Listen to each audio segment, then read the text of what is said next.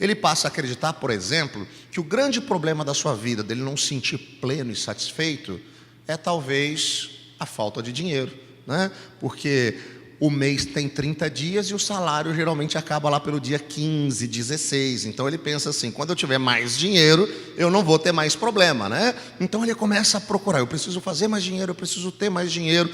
E uma vez perguntaram para o primeiro bilionário norte-americano, John Rockefeller, e falaram para ele assim: quanto de dinheiro basta? E ele disse assim: só um pouco mais.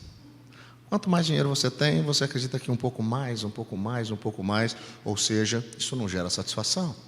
Outros acreditam que esse vazio, ele vai ser preenchido a partir do sucesso, seja ele profissional, seja ele acadêmico. Então, se eu tiver sucesso na minha profissão, se eu for promovido, se eu passar em bons concursos, aí eu vou me sentir satisfeito. Ou outros acreditam: se eu passar no vestibular, aí sim minha vida vai estar realizada. Ou se eu passar no mestrado, ou se eu tiver um doutorado. E lá pelo terceiro, quarto pós-doc, ele começa a perceber que isso também não trouxe satisfação. Outros ainda acreditam piamente que o negócio está nos relacionamentos, na afetividade. E muitos jovens acreditam que no momento em que eles encontrarem o príncipe ou a princesa encantada, né, eles viverão como em Hollywood, felizes para sempre, né? Como nos contos de fada. E o grande problema é que eles começam a namorar e se casam. Aí depois de um tempo o príncipe vira sapo, a princesa perereca, as coisas não são bem como imaginava. Aí ele começa: bom, o problema era ela, o problema era ele, e então nós vamos para um próximo relacionamento. Aí ele vai para o segundo, terceiro, quarto casamento e a insatisfação continua. Ele não consegue nada que preencha esse vazio. Esse vazio só é preenchido como e quando? Quando ele tem acesso àquilo que tem a ver com a eternidade.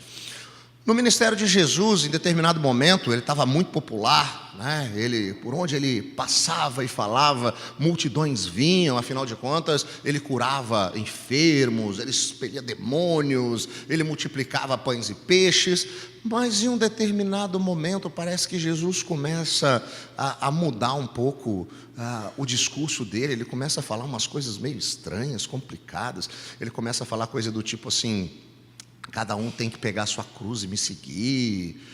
Vocês vão comer do meu corpo, beber do meu sangue. Parece papo de vampiro isso. Não sei o que Jesus andava lendo nessa época, né? Saga Crepúsculo, não sei se tinha sido publicada naquela época. Mas ele começa com um papo assim meio estranho. E sabe o que começa a acontecer?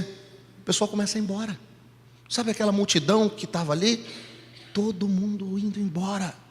Aí Jesus percebe aquilo, olha para os seus discípulos mais próximos e ele fala assim: e vocês?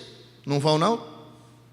Tem uma van saindo ali, se vocês correrem dá para pegar carona. E os discípulos continuam e Pedro diz para Jesus o seguinte: mestre, para onde iremos? Se só o Senhor tem palavras de vida eterna.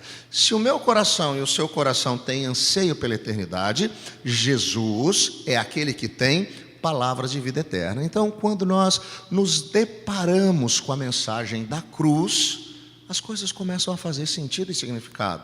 Nós começamos a entender essa plenitude, as coisas começam a mudar e fazer sentido, porque esse vazio passa a ser preenchido.